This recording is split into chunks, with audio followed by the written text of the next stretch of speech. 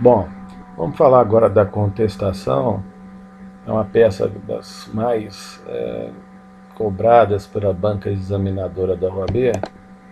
Então, muita atenção, uma peça complexa, com muitas interfaces aí de preliminares, prejudiciais de mérito. Vamos lá então. Endereçamento. Excelentíssimo senhor doutor, juiz do trabalho, da vara do trabalho D. Deixar espaço 10 linhas. Já tem o processo, né? Contestação em cima de uma inicial. Número, tracinho, ou então se tiver um número, põe um número. Qualificação das partes. Reclamada, porque quem interpõe sempre é reclamada. Quem interpõe a contestação. Então aqui a reclamada vai se identificar completamente. Tá? Então vem reclamada, pessoa jurídica ou física, de direito privado, escrito no CPF, com endereço completo. Vem muito respeitosamente perante Vossa Excelência, o seu advogado que essa subscreve, procuração em anexo, com o escritório de trabalho situado no endereço completo.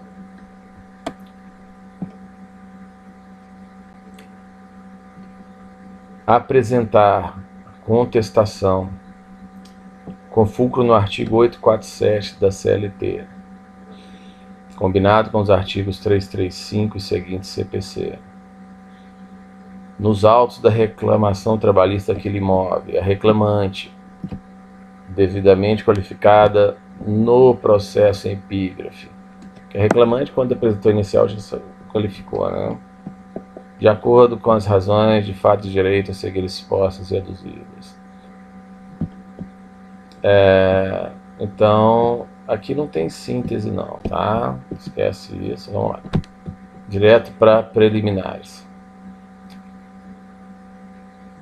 Primeiramente, vamos mencionar aqui o artigo Coringa, que é a Carta 769 da CLT, que autoriza a utilização do direito processual comum como fonte subsidiária do direito processual do trabalho. Então, para chamar o CPC, sempre usa o artigo 769 da CLT no que concerne a parte processual, né? Direito processual do trabalho. Já o artigo 8º da CLT, da mesma forma, autoriza a utilização do direito comum como fonte subsidiária do direito do trabalho, naquilo que não for incompatível com os princípios fundamentais desse. Então está aí, fundamento legal para a utilização das fontes subsidiárias. Aí vem, nas preliminares tem uma série de hipóteses, né? Então, ir lá no artigo 337 do CPC, já deixar bem marcadinho lá, incumbe ao réu, antes de discutir o mérito, alegar inexistência ou nulidade da citação, incompetência absoluta ou relativa, incorreção do valor da causa, inépcia da petição inicial, perempção, litispendência, coisa julgada, conexão, capacidade da parte, defeito de representação, convenção de arbitragem, ausência de legitimidade ou de interesse processual, falta de caução, continência, indevida concessão do benefício de gratuidade e justiça. Então, na hipótese de cabimento de cada item desse, previsto lá no 337 do CPC, então na contestação tem que ser colocada os fundamentos, como vamos ver aí no detalhe. No pedido de cada item desse extinção do processo sem resolução do mérito, baseado no 485 do CPC. Então vamos lá, falando aqui sucintamente sobre cada hipótese das podem ser invocadas nas preliminares da contestação. Inexistência ou nulidade da citação. Citação não realizada ou feita à pessoa errada. Né? Fundamento legal. Artigo 5º da Constituição, que que fala do princípio da ampla defesa e do contraditório, e o artigo 239 do CPC, que fala textualmente que para a validade do processo é indispensável a citação do réu. Pedido, extinguir o feito sem resolução do mérito. Então, se não tem citação, né, baseado no 239 do CPC, fala lá que é indispensável a citação e pede a resolução, quer dizer, a extinção do feito do processo sem resolução do mérito, que eu foco no 485. Aí vem incompetência absoluta ou relativa. A incompetência absoluta é em razão da pessoa, é a competência material. Então, por exemplo, o profissional liberal cobrando honorários, o juiz remete para o juiz competente. No caso, é para a Justiça Estadual, não é competência da Justiça do Trabalho, súmula 363 do TST. Então, não há possibilidade da Justiça do Trabalho julgar. Então, como é uma matéria de ordem pública, deve ser reconhecida de ofício pelo juiz, a competência absoluta. Pode ser alegado em qualquer tempo, não há preclusão. Então, sendo acolhida essa preliminar, os autos serão remetidos ao juiz competente, tornando-se nulos apenas os atos decisórios. E tem a competência relativa, que é em relação ao valor da causa e ao territorial, absoluta é em relação à pessoa, pessoa. Então, quer dizer, a competência da junta de conciliação de julgamento é determinada pela localidade onde o empregado, o reclamante ou reclamado prestar serviços, local da prestação de serviço. Salvo quando for viajante, é competente a junta, ou seja, a vara do trabalho,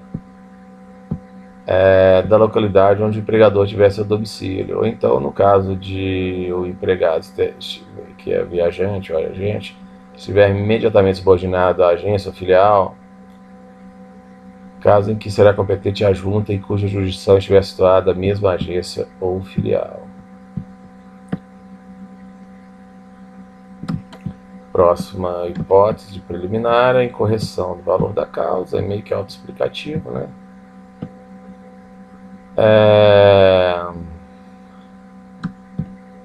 Aqui é um exemplo de como falar, cumpre arguir as preliminares na existência de citação e correção do valor da causa. É no 337 também, do CPC. É fácil, Por exemplo, a correção do valor da causa também resta evidente, pois somadas todas as verbas pretendidas pelo reclamante, tem-se que o valor da presente demanda seria de cerca de 300 mil, não de 100 mil. O pedido da mesma forma seguir o feito sem resolução do mérito, com amparo no 485 do CPC. Vem aqui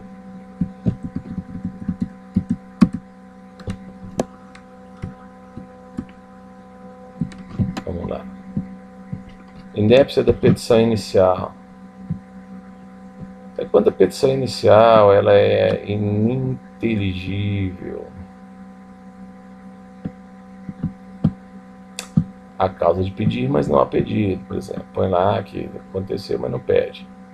Não tem lógica. Então, o fundamento legal 330, Então, esse artigo também é muito importante, porque um puxa o outro, O artigo 330, que conversa com 337, que conversa com 485. A petição inicial será indeferida quando for inepta, a parte for manifestamente ilegítima, o autor carecer de interesse processual, não atendidas as prescrições do artigo 106 e 321, 106 é quando postular em causa própria, o advogado tem que declarar o número na OAB e o nome da sociedade, E o 321, que é exatamente: o juiz obrigar que a petição inicial não preencha requisitos dos artigos 309 e 320, o que apresenta defeitos e irregularidades capazes de dificultar o julgamento do mérito, determinará que o autor, no prazo de 15 dias, emende-o completo. Então, o que é isso? Os documentos indispensáveis à propositura que tem que estar presentes, né? Então, aqui é sempre bom estiver lá na hora de conferir, né? Aqui, ó, opção do autor pela realização ou não de audiência de conciliação ou mediação não se aplica, né? A petição inicial indicará o juízo que é dirigido, os nomes, os prenomes, estado civil, existência de união estável, profissão, número de inscrição no cadastro de pessoas físicas, no cadastro de pessoa jurídica, endereço eletrônico, domicílio, residência do autor e do réu. Fatos, fundamentos pedido, sua especificação, valor da causa. Então é tudo interligado aí pertinho, né? 330 com 320 e 321. Voltando, também considera os ineptos que falta causa de pedido for indeterminado, salvadas as hipóteses que o pedido pode ser genérico. Falta de lógica, pedidos incompatíveis. Então, deferida a petição inicial, o ator poderá apelar. Na verdade, não é apelar, né? Porque não tem apelação aqui. Pode recorrer, né? RO. Bom, então isso aqui vamos até tirar daqui para não. Ok.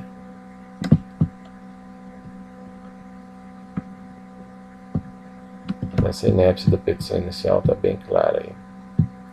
Perempção, o juiz pode dar de ofício. O juiz não resolverá o mérito. Quando reconhecer a existência de perempção, litispendência, pois é julgado. O juiz conhecerá de ofício da matéria constante nos incisos 4, 5, 6 e 9 em qualquer tempo. Vamos lá. Indica que a reclamante deu causa à extinção de 3 processos trabalhistas. O artigo 486 do CPC e o 731. Aquele que tem apresentado ao distribuidor reclamação verbal não apresentar no prazo estabelecido no parágrafo único do artigo 786, ajunta ao juiz para fazê-lo tomar por termo e correrá na pena de, pelo prazo de 6 meses, perder o direito de reclamar. Aí vem, ó, na mesma pena do artigo anterior, correrá o reclamante que por 2 vezes seguidas der causa ao arquivamento. O não comparecimento do reclamante à audiência importa o arquivamento da reclamação, e o não comparecimento do reclamado importa a revelia, além de confissão da matéria de fato. Então, sempre com exceção, né, ocorrendo motivo relevante, poderá o presidente suspender o julgamento e designar novos membros. Designar nova audiência. Também litispendência.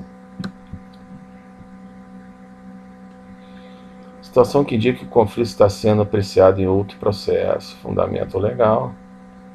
Né? Chama o Coringa, o 769, 337. Incumbe o réu antes de discutir o mérito, alegar. Parágrafo 3º, iniciar litispendência quando se repete a ação que está em curso. Repetir a ação que está em curso. E aí o juiz não resolverá o mérito quando reconhecer a existência de perempção e de litispendência. Então ele extingue o processo sem resolução no mérito, podendo admitir de ofício também a litispendência. Coisa julgada. O conflito ou parte dele já transitou em julgado pela Justiça do Trabalho. Pedir extinção sem resolução do mérito. Artigo 485. CPC. Conexão. Ela acontece quando 2 ações onde existia um ponto em comum, tal como uma causa de pedir ou pedido, quer dizer, tem uma similitude, não integral. Fundamento legal, artigo 55, CPC e 769, CLT, que é a carta coringa, né?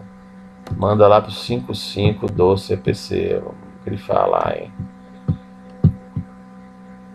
Pedir a reunião das 2 ações. Incapacidade da parte, defeito de representação. A parte não possui capacidade de atuar no processo para outorgar poderes, a irregularidade de representação. Ok. Bom, Aí tem a continência também, entre as causas, entre as partes e causa de pedir. Porém, o objeto de uma pode ser mais amplo. Fundamento lá no 56 também do CPC 57, ó, vou marcar lá. Então, quanto da hipótese de ocorrência de uma dessas hipóteses, tem que a carência de ação também, né?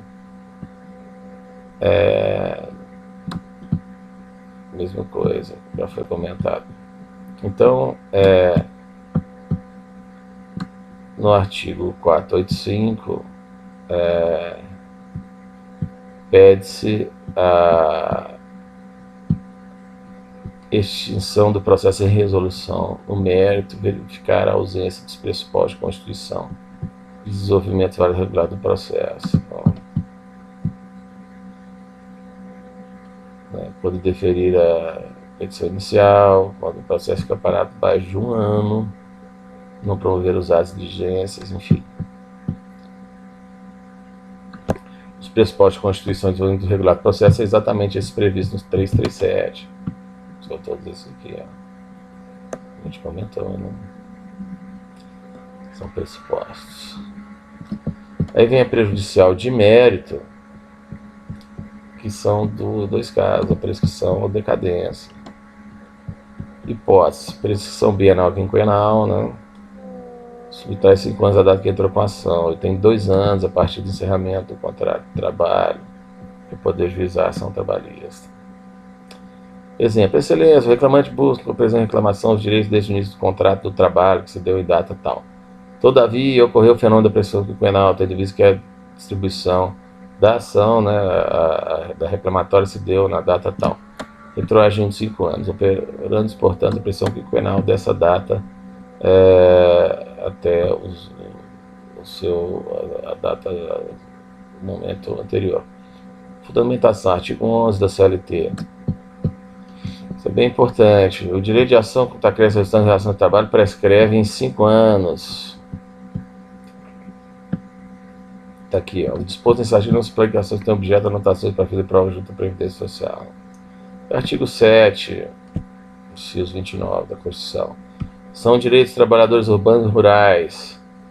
Ação contra os créditos resultantes da relação de trabalho com prazo prescricional de 5 anos para os trabalhadores urbanos e rurais. Então, limite 2 anos após a cessão do contrato de trabalho. Súmula 308 TST. Na mesma linha aí, ó. Ok. Então, acabou aí essa prescrição bienal e quinquenal. Ficar bem atento, fazer a linha do tempo e para ver o cabimento. Então, vem a prescrição para julgamento de ação de apuração de falta grave, a 30 dias da suspensão do empregado estável, cujo fundamento está no artigo 853 na CLT. Vamos lá, vamos grifar o 853. Para a instauração do inquérito para apuração de falta grave contra o empregado garantido com a estabilidade, o empregador apresentar a reclamação por escrito, dentro de 30 dias, contada a data de suspensão. E complementando pela súmula 62 do TST, o prazo de decadência do direito do empregador de ajuizar inquérito contra o empregado que incorre abandono de emprego é contado a partir do momento em que o empregado pretendeu seu retorno ao serviço.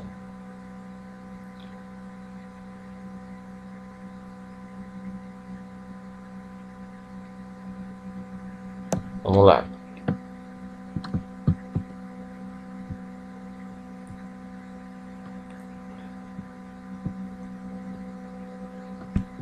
Constitui causa para a rescisão do contrato de trabalho. Aí vem todas aquelas hipóteses, né, que já estão lá no inquérito.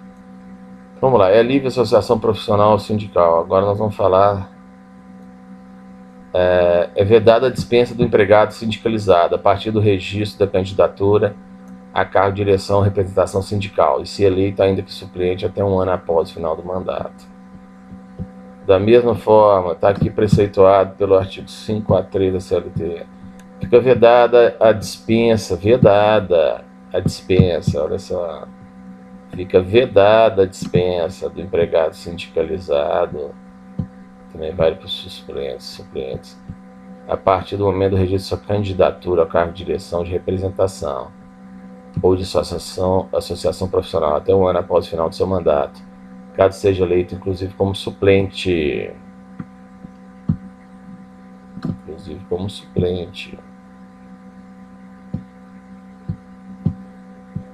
Salvo se cometer falta grave.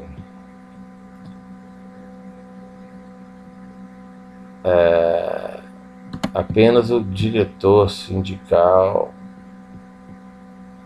que tem a prerrogativa de ser defendido, no sentido de só poder ser demitido mediante apuração de falta grave, oficialmente.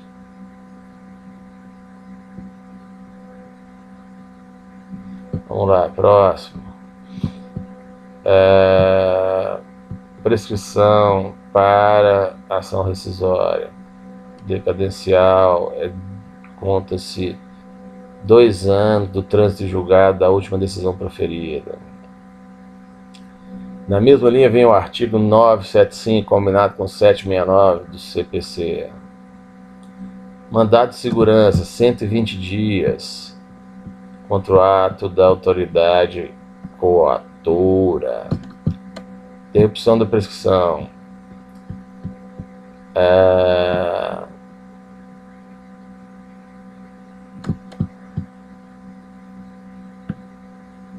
Súmula 268 fala de interrupção da prescrição. A prescrição do FGTS é trintenária. Agora aqui no canal vai ter uma regra de transição. Ok, vamos dar prova do recolhimento do FGTS. É do empregador, 461. Legal, vamos lá, vamos em frente. A prescrição não se opera de ofício no processo de trabalho, diferente possível, né? Súmula 153, tá aí, ó. Interessante, hein? Ó.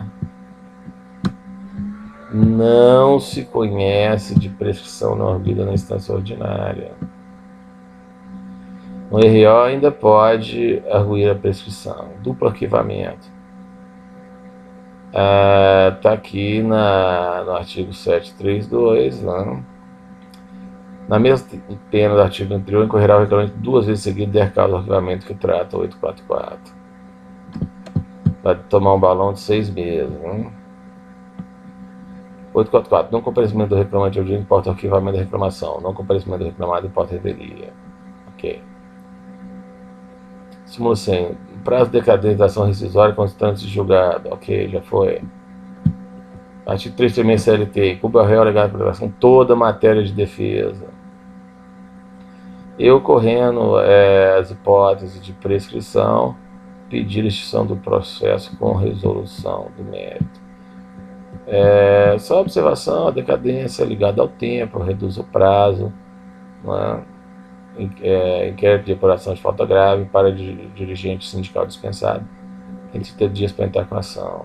Se não entrar, vai decair o direito. Comentário da natureza jurídica da decadência. E aí vem com a frase: se não for considerada preliminar arguida acima, no mérito, nenhum direito restará ao reclamante. As preliminares e prejudiciais acima, né? Dos fatos. O reclamante ingressou com reclamação trabalhista e tal. Diante do esforço, não merece acolhimento os pedidos da inicial, né? Falar da reconvenção. Na contestação, ele listou réu propor reconvenção para manifestar pretensão própria. Artigo 343. Pedido. Vem primeiro na sequência da peça, né? Então, primeiro, o acolhimento da preliminar suscitada, extinguindo o processo em resolução do mérito. Caso não seja esse o entendimento de Vossa Excelência, o acolhimento da prejudicial de mérito suscitada, que seja acolhida a prescrição, declarando prescritas as verbas anteriores a 5 anos da extinção da relação de trabalho, ou se tudo tiver prescrito, a extinção do processo com resolução do mérito. Ou, no caso de Vossa Excelência, assim não entenda, no mero a improcedência de todos os pedidos da reclamante. A improcedência do pedido, ó, não merece acolhimento. Vamos ver o que é a improcedência, vou melhorar isso aqui. A improcedência procedência do pedido.